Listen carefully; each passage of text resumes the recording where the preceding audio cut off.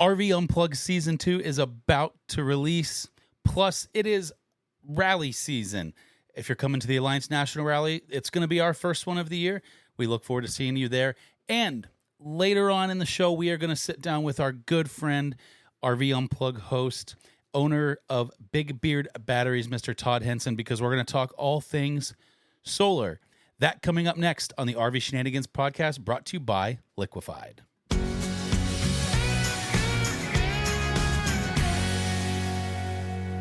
Welcome back to the RV Shenanigans podcast, again brought to you by Liquefied. My name is Ryan, along with my wife, Lauren. We make up what is known as Millers in Motion. We've been full-timing now for a little over 2 years in our fifth wheels, and we are currently living in our 2024 Alliance Valor 44 V14 that has a brand new power system on board.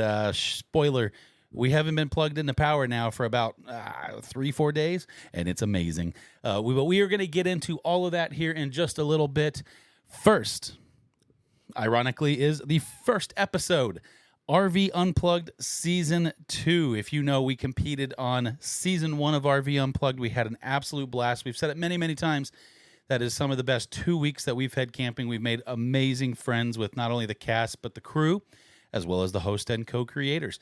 So with that, the Season 2 airs May 29th. Make sure to tune in early because Todd and Tony are going to be doing a pre-show, the half hour leading up to it, and then immediately following the airing, they're going to be doing a post-show called Plugged In, where they'll answer some questions, bring on some of the cast that were active in that season.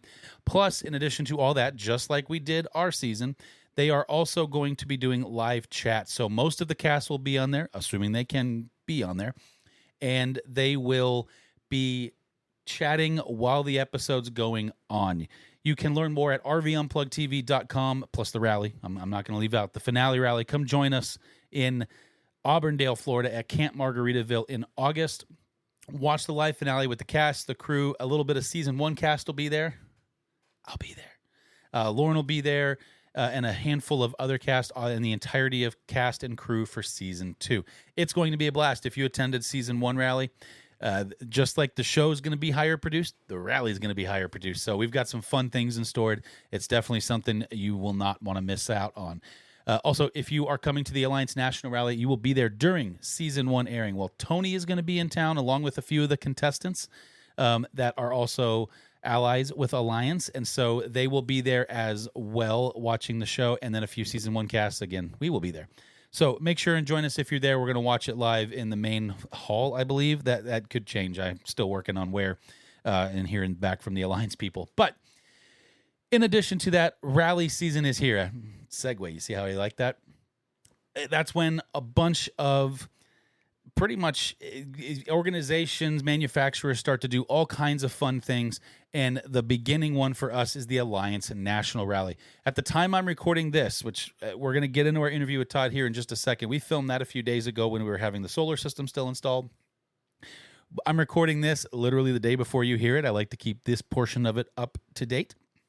And we are getting ready. This is the last kind of technical thing that I'm going to do before we start packing up and getting ready to head towards Elkhart, Indiana. So if you're going to be at the Alliance National Rally, we would love to see you. If you want to see the new solar system live and in person, it's amazing. Shocker. The next video, full-length video on the Millers in Motion channel, you'll be able to see that and the installation process. Last week we talked with Todd a little bit about, kind of picking the solar system and all those things. But make sure and check that out because in addition to, I already mentioned it before, but we also have the RV Unplugged Season 2 Finale Rally. This rally is way more on the fun side.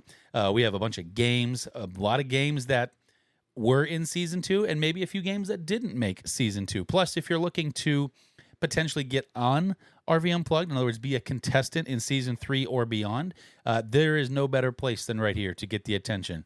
The people that do our casting, Stacy, will be there, as well as Tony, Todd, and the rest of the crew and management team behind RV Unplugged. So, with that all being said, we hope you have a great kickoff to your summer. But now, we are going to get into our interview with Todd because we're going to go through solar system, and shocker, we're going to talk a little bit about cost. That's normally something people avoid, but we're going to talk about it because that's a real thing when you're picking out a solar system. So Stay tuned for just 1 second, and we'll be back with Mr. Todd Henson from Big Beard Batteries. What's the worst part about RVing? It's the black tank. No one likes to have to deal with a stinky or messy black tank. Let the team over at Liquefied RV Black Tank Management help you out. Created from the team over at Matt's RV Reviews. This is a 100% biodegradable product made right here in the good old US of A. Liquefied will help break down your black tank waste as well as help with those odors. In addition to helping with those odors, it's got an actually really great orange smell to it. So not only does it help break down those odors, it also helps freshen the bathroom. One of my favorite features is actually this easy measure pour spout. Because it's designed this way, you don't have to bring in other cups or measuring devices of any kind. Dump what you need in for your size tank, put the cap back on, and you're done. To learn more about Liquefied RV Black Tank Treatment, you can visit liquefiedrv.com. Do us a favor, please support the brands that support us because they enable us to be able to bring you the podcast and the regular videos. To purchase Liquefied Black Tank Treatment, please see the link down below.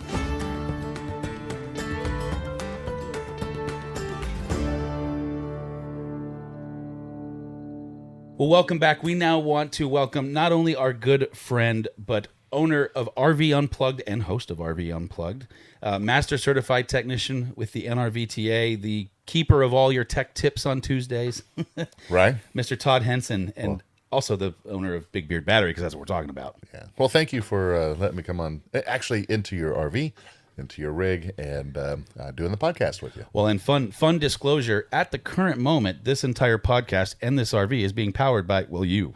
Yeah. Well, yeah, because you can see I'm very active right now. You are very active. Right, it's like a bike. He just keeps going. We got power. That's how this goes. Got a new knee. I'm ready to go. I'm like the Energizer Bunny. Exactly. No, but we are actually unplugged at the moment, not just because we're both wearing RV Unplugged hats, but we just got done wrapping up a solar build, which we're going to talk a little bit more about here in just a second. But absolutely.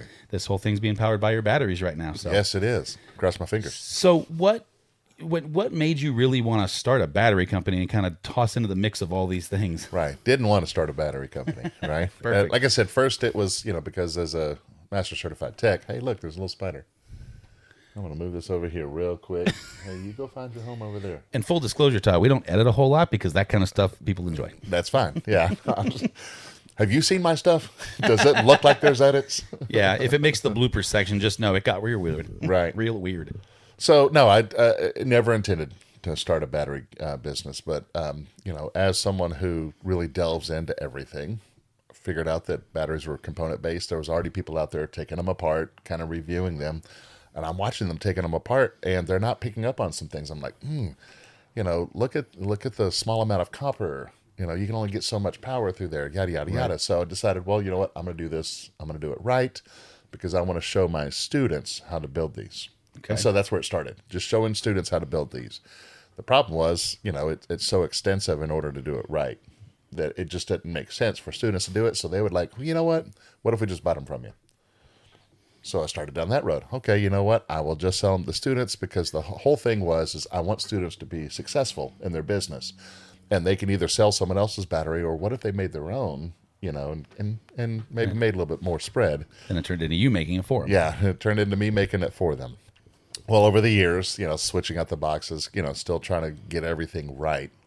We finally got the mix, and then just this last year, we decided we'll go public with it. Right. So that's kind of where it went. That, and quite honestly, it's for my kids. Build a business for them to kind of work at / manage. Right. Learn things you don't learn in school anymore. That's how to run business. So you're talking inventory control, you're talking customer service, you're talking sales, all of these different things that it's, quite honestly, we don't focus on that stuff anymore. No, that's very true. I mean, you go through school and it's technical training, which is great, or a business degree that is all about pretty much useless. Yeah. I mean, it got me interviews until I'd said I hate making money for other people. Right. Realized I could do it for myself. So was there one defining thing that really said in the marketplace that you wanted to change? But besides, I mean, with the bigger companies, not the Amazon kind of knockoff stuff, the big guys. Yeah. So honestly, it was really about the size of the total power inside the batteries, right?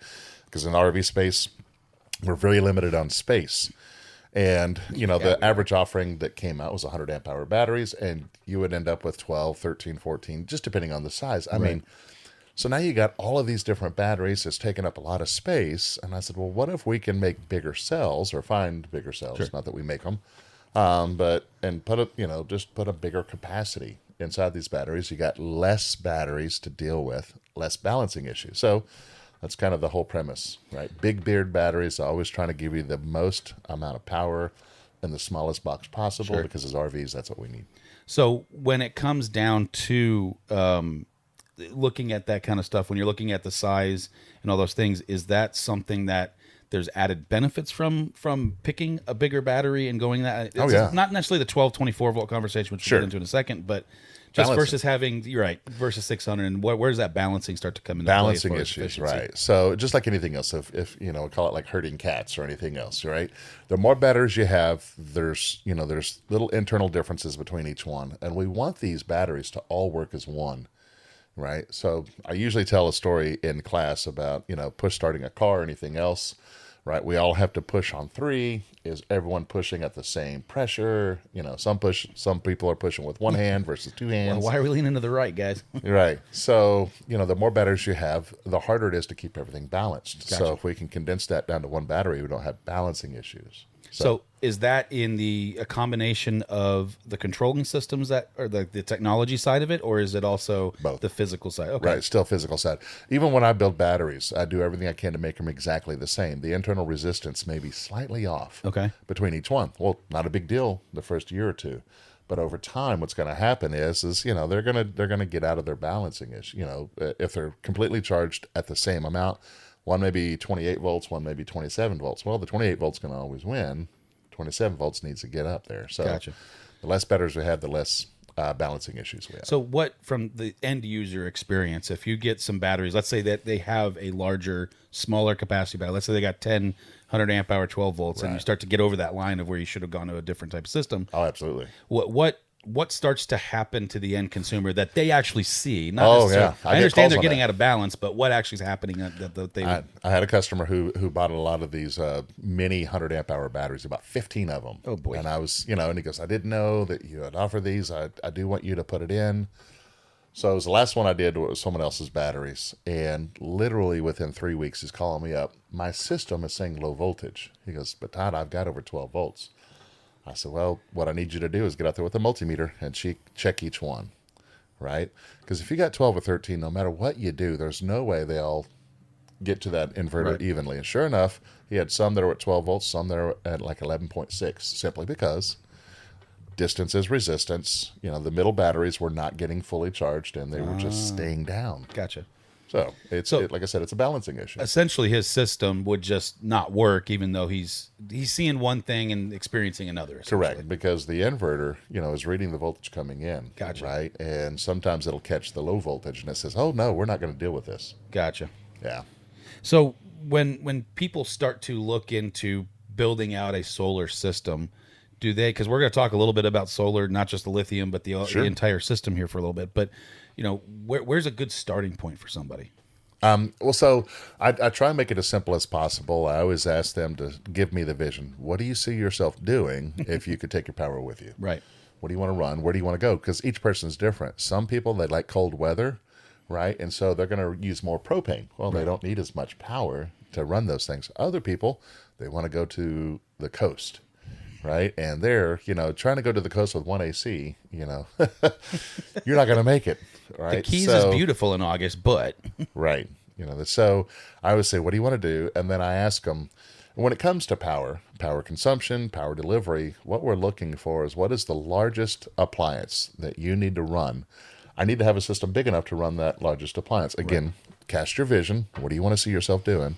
There are some people that travel around, don't need air conditioning, right? Because they stay in 70-degree weather. Right. Not a problem. Small system. But if they want to run that AC, run the refrigerator and everything else, that's where we start looking. So what are the larger consumption items? Gotcha. So we build a system around that. So from that point, do you typically go to the capacity side or the inverter and then work off a capacity? Or Well, so with that, it gives me two different things. One is the inverter. I want to find out what do they want to run. Yeah, because kind of I need an inverter situation. big enough to run, whatever they see themselves wanting to run. One of the things I still have a problem with is they're putting in these smaller inverters and putting in sub panels, and all you can run is your GFCI outlets. Right. Okay, well, that's fine for some people. Others, it's just not. Right. So we start from there. So that would be like, what size engine do you want? Sure. That's what the inverter is. Then from there, how long do you want to run it? Well, that'd be your fuel, right? And that's going to be your batteries and your solar panels. Okay.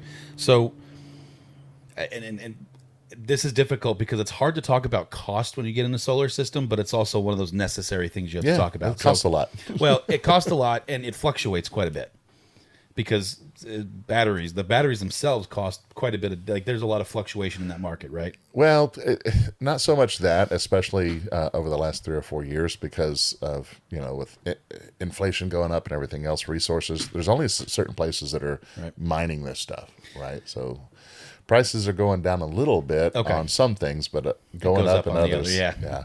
But it does have to do with this quantity, right? So there's a huge variance in, one person's system versus another person's system because of what they want to put in there. And that's the hard part of trying to talk about dollars, because that's probably the biggest question we get with our old system. I know we're going to get it with this. So it's like, what's that, like? What's something like that run you? It's like, well, it's a loaded question because if it's 2 years later, I mean, it's different. Like, we still get questions on our old system, and I'm sure that system now is more expensive than it was when we did it. Yeah. And so for the purposes of this conversation, we're just going to kind of refer to more entry level, mid range, and upper end. Sure. And I can throw out some numbers. Capacity. I mean, if you want to throw out numbers, that's fine. I got no problem because for a lot of people, the sales cycle on something like this is very long. Okay. Right? Because they're like, oh, I want this. And then they go, holy cow. Maybe not.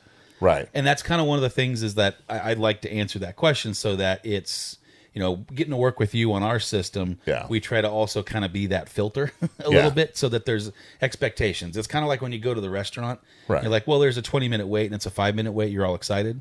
Versus it's like, oh, it's a 5-minute wait and it's a 30-minute wait. Now you're mad or in hell. So it's kind of that same thing of like kind of expectations and making sure we're also saying the accurate thing. So if you don't mind, I'm going to run through just kind of some ideas of systems, and you can kind of throw out some what it is, and then maybe a rough estimate on range. 1 million. Right. How much do you want to give Todd? So let's start with the entry level side. Let's say somebody just has like either a small travel trailer, 30 amp coach, or doesn't need to do a whole lot. Maybe doesn't care about running an AC, but wants to run everything else in the coach. Okay. As far as maybe the microwave every once in a while. Sure. So the funny thing is the microwave by itself is almost as powerful or almost as consumptive as an air conditioner. Right. And so this is where, again, I have problems with OEMs that would put in a smaller, say, 2,000 watt inverter because that can't run the whole household. No. So they would spend more money putting in what we call a sub panel. And the money you saved in putting in a 2,000 watt inverter, you ended up blowing on putting in a sub panel. So how about we do this? No matter what, all builds, we'll just say one inverter large enough to run anything in the RV. At one time. At one time. And I'll tell you, it's about $1,000 for that inverter. Yeah. Okay? To get one that's 2,000 watts, same brand, you're looking at about $800. And you're going to spend about $200 putting in a sub panel. Gotcha. So to me, $1,000 for one inverter to run anything. So that could be the microwave, that could be the air conditioner, refrigerator, all of that. So $1,000 there. Batteries, right? Depends on how long you want to run it. So for the assumption, we'll just say you want to run it for, at the moment, we'll start small, and we'll say, let's say 4 hours. Yeah, so we'll say one battery. Okay. Right, so they retail for $2,000. Okay. Right, so they're solar panels, honestly, just to kind of give you a cost per watt, every place is a little bit different, but between, we'll say 75 cents per watt, unless you go with the really small panels, then they're $1 a watt. Just because are they more efficient, or are they just... No, there's less people that make them. Oh, and gotcha. We've got this stigma that the 200 watt panels are what we call RV panels. There's no such thing as an RV solar panel or a residential solar panel. They're just size. Gotcha. Right. So obviously on an RV, it's more of a jigsaw puzzle up there, where at a house, you have a little bit more space to work with. Quite honestly, the bigger the size, the cheaper cost per watt it is. Sure. Okay. It's just like buying in bulk. Yeah. It's going to Costco versus Target. Correct. Or the convenience store. How about that? Yeah, that's probably better. Where you buy a 16-ounce soda for $2.25, you can go get a 2 liter for $1.99. So the next step up in system would realistically being maybe like two inverters. Well, I was going to say that one AC, but now for maybe 8 to 10 hours. Yeah. So now all you're doing is just increasing your fuel. So it'd be capacity. It'd be more solar panels, more batteries. Gotcha. Yeah. And then from there, now we're up to, okay, well, now I want to run a couple of AC, one AC all Well, night. I do want to cover one thing. This is where a lot of people go, holy cow. We'll cover the major items, inverters and batteries and solar panels. And I've kind of given the numbers there. It's all the stuff in between that's about a third of the cost. Cables, labor. Disconnects. Labor's separate. Yeah. Right. But, because there's a lot of people that can DIY it, and some people that semi-DIY it if they just had a hand walking them through it. That's my category. Yeah. But right now you're paying for someone's knowledge. Right, to do that. And so you're looking at about $125 to $175 an hour. Gotcha. For that individual who knows what they're doing. And some of these systems, especially the bigger they are and the more cumbersome of whatever coach you have, the more cumbersome of system you have, they could be up there a week. Yeah, potentially. About 35 to 45 hours, depending on how big the system is. You got a nice little simple coach that it's easy, then it's not quite that much. So now we're going to move up, because at some point we'll talk about what we just got done doing. But right. So I think before that, let's talk about our old system, because that's kind of the mid-range. That was the mid-range. So on our old system, we had dual multi-plus inverters. We had about 1,800 amp hours of batteries, 12 volt. And then we also had about 1,800 watts of solar on the roof. Okay, yep. So that's our mid-range system. Yep. And by the way, that system smalls between $6,000 and $8,000, right? Total, total, to put that in, not counting labor. Right. The next system up, right, you're adding a second inverter. And if you're adding a second inverter, right, not much cost there. It's another $1,000. But quite honestly, you need to increase your fuel. Right. Right. So you almost double your batteries and whatnot. And that's where the cost comes in. So you're looking between $14,000 and $16,000 to go to a double inverter setup, right? Double multi-plus setup with everything. Yeah. Now that's complete head to toe. And there's also other things. Obviously, we want to run ACs. You want to put soft starts, easy starts, something like that on to help out. So there's not that they're horribly expensive, and quite frankly, they're pretty easy to put on. You guys did it for me. Otherwise, that's one of those things I probably could have done. Right. But especially when they give you a QR code, you click on it and it gives you a little. Oh, okay. That here. This goes here. This goes there. Got it. I do like it when it's easy like that. Right. Now we're going to talk a little bit about what we've put on, and this podcast is coming out slightly after our main video. So if you're curious about kind of the visuals and a lot of other stuff, make sure and check out the YouTube video over on the Millers in Motions channel. Right. But yeah, it's. I pretty much came to you and said we're getting a new coach. Yeah. It's a toy hauler. I have a little extra weight capacity. I don't want to worry about this. Right. And that is the big difference between a mid-level system and a huge system. So a mid-level system, like you had, the double multiplex, that can run 2 ACs or 1 AC and 1 microwave. But now you got all the other stuff. Yeah. Right? You have your refrigerator that's on. There may be some anything else that are what we call wall warts that you're plugged into. Yeah. Washing machine. Dehumidifiers. Yeah, dehumidifiers, Podcast whatever it is. And the hotter it is, and that's really where I think a lot of people don't quite understand, that the air conditioner can consume so much more energy the hotter it is outside. Right. Right? And so they don't quite understand it. It'll increase by 4, 5, 6 amps per hour that it's drawing from. Well, that puts the system in peak mode. Right. Just because it's too working much. harder. Right. Yeah. So you guys learned that, and you spent a couple hours trying to detail, I could turn this on and this on, but not this. Right. So what it came down to is, after talking with Todd a lot, I've learned the basics, I would say, in usage, consumption, those types of things. And so power management. Yeah, I essentially went through for Lauren, because what she requested was that I just need to know what I can and can't do, essentially. Right. So I made a map. If this says this, you can only run these items. You can only run by themselves, right? Or you can run everything else. If you turn these off, you can do that. I kind of did that for both legs, because we were not. It was leg to leg, because in a 50 amp coach, you've got 2 power legs, right? And so I did that, and we still overloaded some stuff. So yep, and especially even during RV Unplugged rally, I think you had some issues with that, right? We did, yeah, and it was hot. Yeah, and it was hot. So you just said, okay, well, a lot of, you spend a lot of time in Texas. It's going to be hot.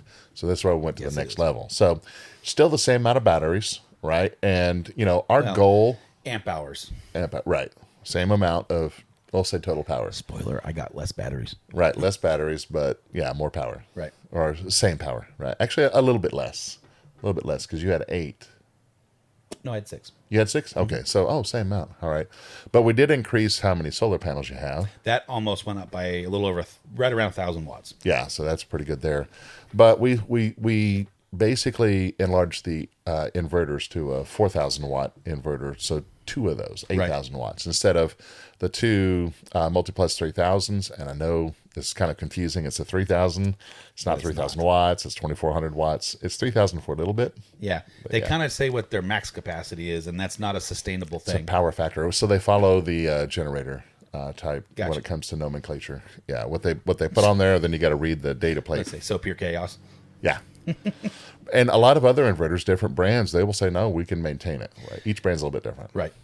So we went to 8,000. Now, 8,000 means you can run 2 ACs on one leg. Right. Right? So you only have 3 ACs. That's 2 ACs on one leg, an AC and a microwave on the other. Yep. And still have just a little bit, Residual stuff. Yeah. A little bit more. Like we have a 12-volt fridge, so that's going to be our DC power, and that is all wired through the same batteries. There's Right. not. We didn't. So there's no power factor there. The battery can handle that, depending on the batteries. Sure. Right. So, yeah, now basically you've taken the mid-level system and went to an advanced system where there's far less detail in what you could turn on. Right. Now, is it still possible for you to peak this system? Sure. Oh, yeah. Right? Because you still have a dryer. And if you're running 2 ACs Coffee and pot, the dryer, microwave, now you could peak it. But far less time at that point. And so typically on that, you go from 3 ACs down to 2 ACs. Well, And run your other things. and what's interesting too is when you start getting into that power management stuff, like we were talking about this yesterday, just kind of reviewing my breaker panel. Of okay, well, for Balancing the loads. right, Yeah. so for whatever reason on one leg, so we're in a toy hauler now. If you're not familiar with that, so our first reaction is going to be if we need to cut power to anything for management systems, it's going to be a toy hauler space. Right. When we're in transit, it's really almost non-usable for us. Any kind of how we load it. So I really wanted to have our main living room air conditioner and our bedroom air conditioner on separate legs Yeah. because it spreads it out. And of course, not a jab at Alliance or anything. This is just all OEMs. They don't necessarily pay attention to that. They don't balance it. Not only that, but you, the RV user, you may want this mid-level, so I'll say this again. How about your kitchen AC and your bedroom AC on at the There you same go. time? Another person their lifestyle may be kitchen AC and rear AC. Yeah, and they don't know what your preferences are going to be. And so for us, it made the most sense to separate our kitchen and our bedroom air conditioner, and then they can be on the same leg, or at least get the microwave off of it. Yeah. Just now I will spread say it out a little that bit, don't put 2 ACs and the microwave on the same leg. which is what our coach had. Yeah, and that happens. And I know if you ask the people who know at the OEMs, they know. It Yeah. just gets all the way down. And sometimes people are people. It happens. Yep. Sometimes labels are put in wrong. And I haven't found a brand yet that has done it perfect. No, yeah, exactly. Even custom built, you're going to go back and go, well, and it was your fault. Like you designed it. Like you said you wanted that. Like, yeah, I didn't know what I wanted. Yeah. Oh, that's totally true. Yeah. I'm guessing you get that sometimes when you're actually designing systems for people of callbacks. Like this is actually, I didn't need as much, or I wish I had. I've only had one couple, and they didn't express it to me, but I've heard. And that's actually the Wayward Wags. Right? Now, they're a little bit thinner than What are you the trying to rest say, of us. Todd? Well, I'm just saying they're not average. But I still think I could take Dustin. Just saying. Just depends on what it is. So they start off with a single inverter system, and they drank the Kool-Aid, and within 2 days, hey, let's go with the second one. It happens. But I've gotten word they're like, hey, we don't need to run 2 because, of course, they travel and stay in fair weather, right? They can get by with 1. They were so far the only couple that ever said, yeah, maybe I didn't need as much. Because I used to say, I've never had someone say, darn it, I bought too much. Right. Yeah, that's also true because it just works and you don't really care how efficient or anything at that point because you don't have to worry about it. But they also might have been a little scared of what they were getting into at the time. And that's part of it, yeah. Is because you still don't know, especially if you're new to boondocking. Like, ooh, I need to go ahead and prepare for maybe the worst, and then you find out, well, wait a minute. What I always say is they may RV right. They go where the temperate weather is. So Again, what are you trying? I feel like you're taking shots at me over here. no. It's just some people, full timers, they can move. And for those of us that are full time and not telecommuting or whatnot, we're kind of relegated to wherever we're at. And that's what happens to us. Yeah. So we're not RVing right because we still got businesses and everything else. Right. So So when you do like, and that's one of the things that you and I talked about, because I didn't know you guys very well when I came to season 1 production. Yeah, we didn't know you at all. And then we got to know you throughout the course of that. And then I remember somewhere around the first week mark, and you and I started to realize we kind of could, be we did like each other together. Yeah. Repercussions for It's everybody like, he's else. my brother. Yeah, sorry for everybody else that got sucked into that. Right. We don't poke fun at anybody ever. We're angels. That's right. It's all about other people. Yep. So I told you, because you even mentioned, you said, well, if you want to do something, just like think about it for the next week. Like, what do you really want to have on right now? Like, don't think about the fridge. We'll take that into consideration. Don't think about all this. Like, what do you want to get by? What would make it comfortable? And then, we'll talk about where that lands as far as dollars and all of those other things. And for the next week, as I sweated because it was 90, and I had my one lead acid battery with inverter that barely ran my fridge, I took that into consideration, especially the second night when I was actually sitting outside at 3 a.m. because it was so hot inside the coach. Yeah, the best time to create awareness is in the summer when people start thinking about it. Yes, it was. But that was a serious, like I kind of said it, like, well, I really would like to run one AC overnight if it would just stayed on constantly, assuming it's under a reasonable amount of load. Right. And that was the bedroom AC, because I told myself, like, sweating, sleeping in the bed's amazing. We've got a Brooklyn bed, or RVmattress.com from Brooklyn bedding bed, which is great unless you're hot.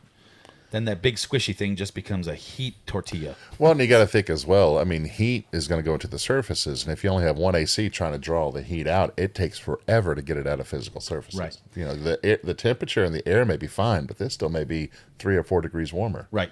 And so now you knock that AC down a little further to kind of get it to that point, or basically 2 a.m., 3 a.m. by the time you get rid of swamp butt. Yeah, pretty much. Yeah. So that's why and you even asked me that. Well, what's overnight mean to you? I remember that question because I was like, that's a really good point. Because I said, we go to bed around 9 or 10 typically. We're go to bed early, get up early people. And then remember you said, like, okay, 9 or 10, shoot. What is that? I've already got up for my first, pee break. Insights to Todd's bathroom schedule. That's right. But you turn the AC on a little bit before, because RV air conditioners are nowhere near as efficient as house air conditioners. Well, I wouldn't say the efficiency is not so much in the air conditioning as it is the RV itself. It's a 2-inch walls. There's a lot of sliding parts. Heat comes in. And it just takes a minute for it to cool off up there. So we've gotten in a habit of starting it. So I remember you saying, like, well, if you want to run it for, let's say, 8 hours overnight, it's really like 10. Yeah. So typically, what I do is I say, knowing the RV industry, every place you go, there may be quiet hours. So you can't run your generator, right? And your solar panels don't work at night. You may see voltage, but it ain't doing jack till the morning. So to me, I always ask, what do you run at night? Because at night, during that time frame, batteries are the only thing you have. You got what you got. That's it. So tell me what you normally run. Because some people, like I said, I'll even ask them, what temperature do you set your thermostat at? Oh, I like 68. Oh, that means it's on 24/7. Right. All right. So, this is how many batteries you need. Oh, I'm skinny, so 78 seems cold to me. Oh, well, shoot. Here's one battery. Also true. Right. So as far as our system, when you start talking about cost, just to kind of put a bow on that side of the conversation, I know, unfortunately, but between 24 and 28,000. Okay. Right. So I know, and people are like, drop the phone right now. Right. Now here's the thing. You got to think, now there's 2 different ways of looking at this, right? What I'll say is the intangibles, the conveniences that you get from this, it's hard to put a dollar factor on it. It is. But if we look at an ROI, right, return on investment, hey, why would I put in a $28,000 system when I can go to RV parks, right? Average overnight stay used to be $45. Now it's about $60. I know, it's gone up. Right. So you just take that average overnight stay of $60 and divide that into whatever the cost of the build is. Okay, and on that $8,000 system, that's half a year. Yep. Right? All you got to do is spend half a year not at RV sites. Now you get to open up where you're going.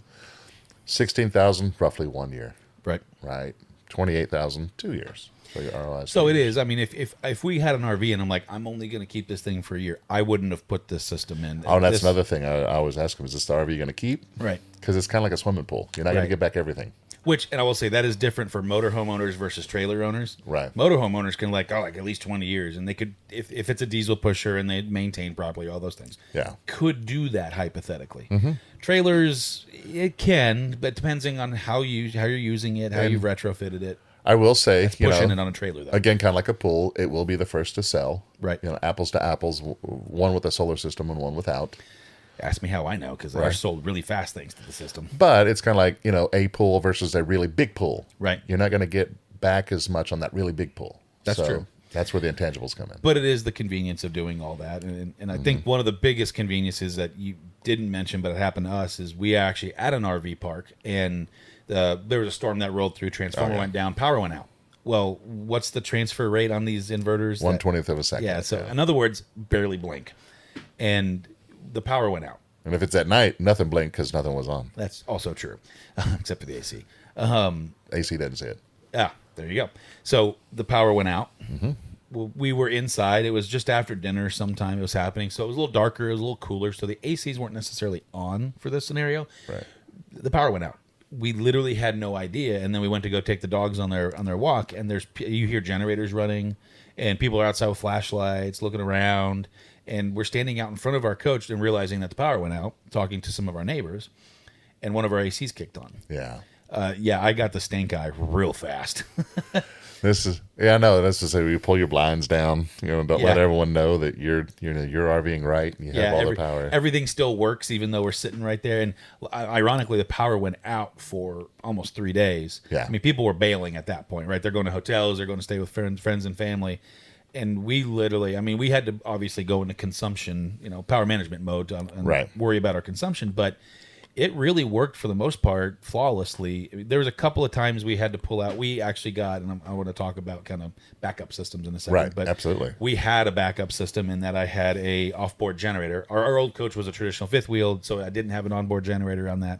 So we just bought an off-board and kind of put it in the back of the truck and needed it when we had it, kind of a thing.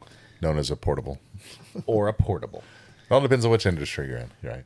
Yes, and I will tell you, in all systems, I will recommend a generator. Right.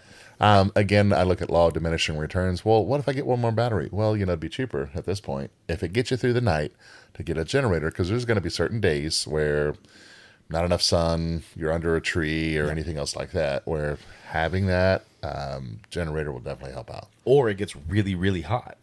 Let's be honest. If it gets to 105, 110 degrees, you're in the Arizona desert in the summer. Right. Sun's beating down on the coach, cooking you. These systems have what's called a power assist. It allows the power to go through the generator.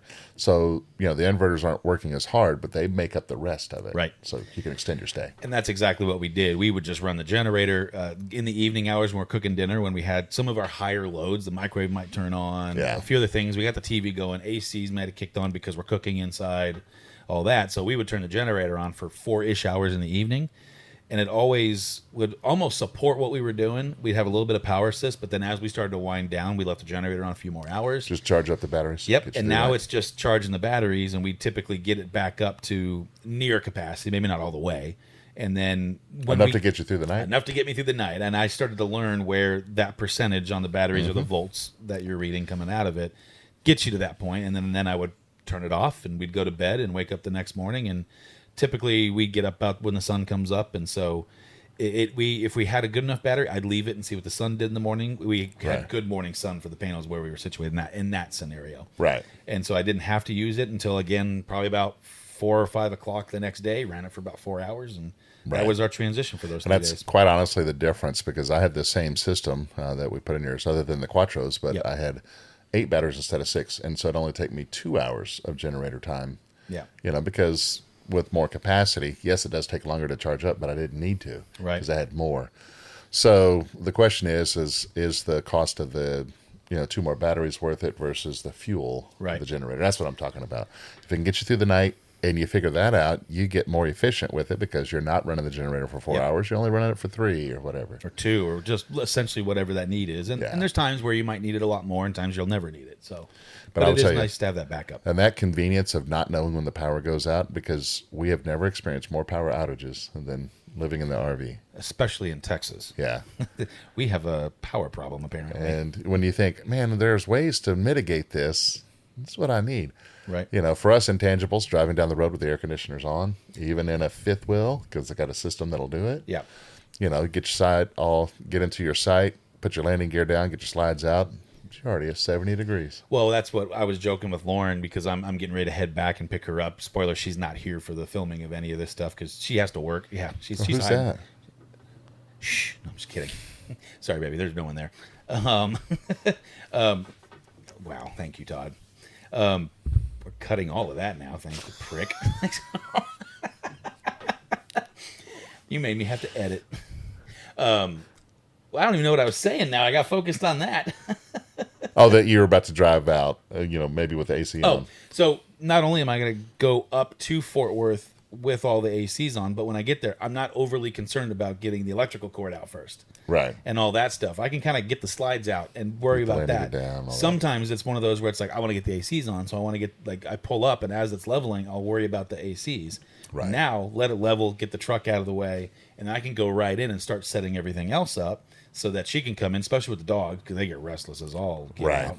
They can come inside, she can start doing her thing. At the end of the day, it actually makes us more efficient. Yes. And it's not 90 degrees in the coach when we get in here, so it doesn't take an hour to cool off. It's just there already, essentially. And as I said, those are the intangibles. It's hard to put a number on it, but it changes the way you RV, especially on travel days. Yeah. So just a little bit ago, you started talking a little bit about kind of recharge and discharge rates when we were talking about consumption a little bit. Yeah. So a lot of people will hear 12 volt, 24 volt, 48 volt, and all of those types of things. Where do you even start at that point when you start talking about moving from a 12 volt system into a larger capacity? Yeah. Well, okay, so here's a couple things. The debate between a 12 volt system, 24 volt system, and a 48 volt system. The closer the voltage is between the two conversions, the more efficient it runs, right? So a 48 volt system will always be more efficient than a 24 volt, always more efficient than a 12. Well, what does that mean? I can get more out of the batteries. I could transfer that over into true power, right? Because 48 volts going into 120 is a little over 2 times. Okay. Right? 24 volt going in there 5 times. 12 volt going into 120 10 times. So there's a power factor there. It takes energy to change energy, right? So I lose some of the capacity out of my batteries just converting it over. Some people say smaller cables and all of that. It's really not about that. It's honestly up to you on what you want to do. Here's a consideration. Your RV runs on 12 volts. Right. So if you go with a 24 volt system or a 48 volt system, there's considerations. Do you leave your existing 12 volt system in to run your 12 volt system? Right. Or do you buy more components to drop down to 12? I will say, though, the bigger the system, right, going with like yours in your case, a 24 volt system on these big Quattro 5000s, right. One, the inverter is going to be a little bit smaller. A 12 volt versus a 24 volt. The 24 volt's smaller. Really? Yeah, because smaller size coils in there doesn't have to work as hard. Doesn't have to work as hard. Gotcha. Yeah, that's where the efficiency comes in. So it's a little bit lighter. So it's all on the margins.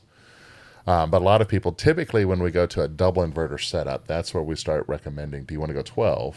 This is what it would look like. Right. I mean, do you want to go 24? This is what it would look like. But quite honestly, I have the guy who trained me has a system just as big. He went 12.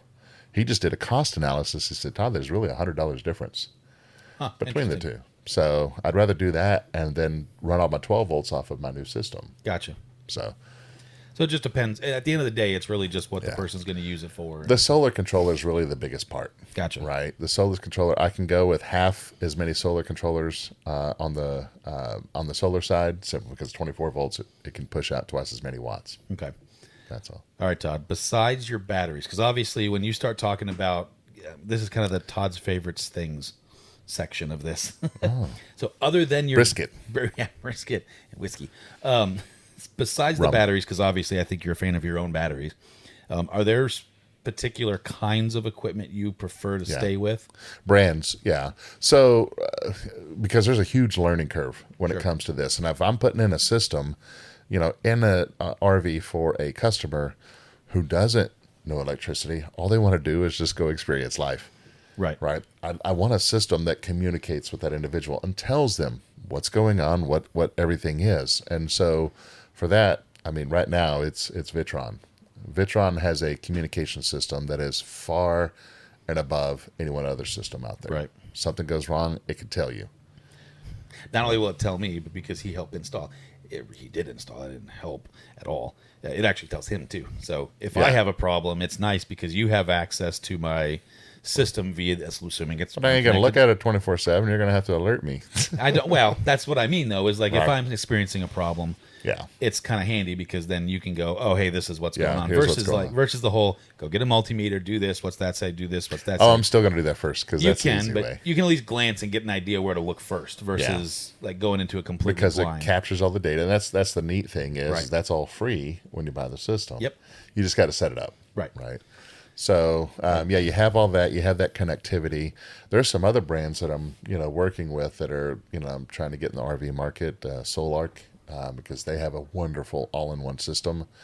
But there's certain things in RVs kind of quirky that we don't have in the residential. But that's really what I'm looking at, is what can inform the RV owner what's going on with the system. Very cool. So. Well, hopefully you have some questions about batteries, inverters, all of that stuff. So make sure brisket. We're good with those questions too. Yeah, I'll answer those. We'll get Todd's opinion on that later. Depends on how you want it to taste. Good or adequate. Wow. Good, adequate. Wow. We don't get along at all, by the way. Nope. But man, big thank you. Where can everybody find to order Big Bear? Blah, blah, blah. Where can where can everybody go to order a Big Beard battery or just find out more information? Well, not only that, but if they want, the one thing that we do at our company, which is bigbeardbatteries.com or bigbeardbattery.com, doesn't matter. Got both. You can actually go over there and we can actually even help develop a system for you. We actually do full solar installs. So kind of a turnkey situation here. Well, and you've got some cool stuff coming, which obviously we're not going to talk about because it's still teetering in there. But you have some really cool things coming to the new, I'm just going to call it compound. Yep. And things that will go in along with solar installs, solar batteries, clinics. all that Yeah, stuff. we actually just released that where you have some of those that want to DIY, but maybe they don't have all the tools. And they just need someone to sign off on it, right? So they don't want to spend the money, the complete, amount on having someone install it, but it's just beyond their reach. Well, what if we grab 5 or 6 of you and did a little clinic and, give you all the stuff that you need to build it and watch over it? Right. So we're looking at, creating some solar clinics. There you go. Yeah. Man, thank you so much. Thank you for everything with the RV. Obviously, we're going to big plans to take this thing out in the middle of nowhere and chill for a little while and find some scenic views. So make sure and stay tuned. We have a lot more coming up with Todd as well because we are at the day of the release of this 2 weeks. 2 weeks out. 2 weeks out from the premiere. Is it 2 or is it 1? Well, so it starts on Wednesday. Today is Saturday. So but obviously. It's not. I'm trying to release date. Oh, I don't know when you're releasing That's this. why I'm trying to do math in my head. It might be 1 week. So it might be 1 week. Yeah, we're a week out. A week to 10 days out. We're from the season 2 premiere of RV Unplugged. Yeah. So make sure and go over to RV Unplugged TV. Sign up for the watch and win because there is a ton of stuff. Maybe a battery. Ton of giveaways. Yeah. You can win an IS from Moride. You can win all kinds of stuff. $70,000 is what we have so far. Can I have some? Yeah, sure. That's not. You just got a lot of batteries. That's true. I did. Thank you so much, man, and thank you guys. And we will catch you guys next week. I'll see you later.